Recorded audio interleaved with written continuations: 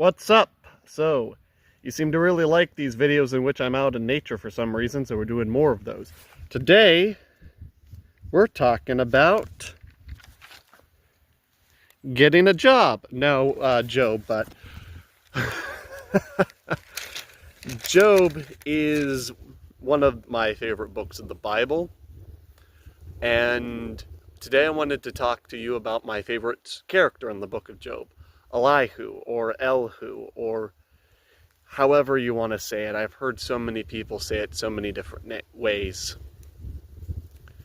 So for those of you who are unfamiliar with Job, let me give you a brief summary. There was a man in the land of Uz named Job. Uzi, I'm not entirely sure the pronunciation. That man was blameless and upright. He feared God and shunned evil. 7 sons and 3 daughters were born to him. His possessions were 7,000 sheep, 3,000 camels, 500 yoke of oxen, and 500 she-asses, and a very large household. We're going to skip down. One day the divine being presented themselves before the Lord, and the adversary came along with them. The Lord said to the adversary, "Where have you been?" The adversary answered the Lord, "I've been roaming on the earth." The Lord said to the adversary, "Have you noticed my servant Job? There is no one like him on earth, a blameless and upright man who fears God and shuns evil." The adversary answered the Lord, "Does Job not have good reason to fear God? Why is it you who fenced him round, basically protected him from evil, and his household and all he has? You have blessed his effort so that his possessions spread out in the land, but lay your hands upon all that he has, and he will surely blaspheme you to your face." The Lord replied to the adversary, See all that is in your power." Basically, the Lord God says to the adversary, yeah, you can go and screw with Job a little bit. So the devil, or the adversary isn't explicitly the devil. I will put that out there.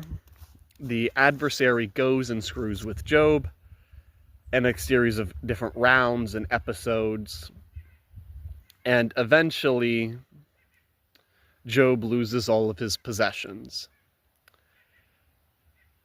His 3 friends come to comfort him, and instead of comforting Job, they all blame him. They start off comforting him, but in the end they all start blaming him for his suffering. Eventually, a new character is introduced, Elihu.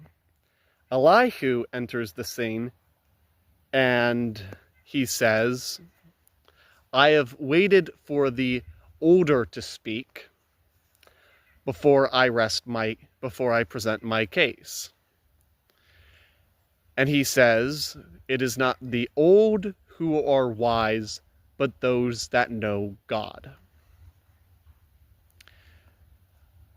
Eventually, Job calls out and says, "God, reveal yourself."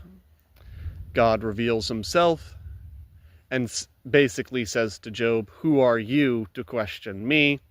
Job falls on his face and says, "I am comforted." And then God restores everything Job has lost and actually gave him more.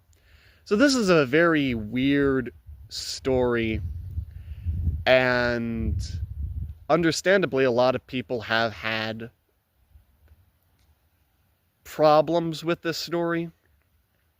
I'm not here to tell you what the correct interpretation of this book is, if there even is one, but what I learned from Elihu is a very powerful lesson, which is quite simple, which is, as a young man, you can be right. As a young woman, as a young person, it is often true that you may know more than your elders. you should still let your elders speak first. It's a simple lesson, but it's a lesson that I think is very valuable.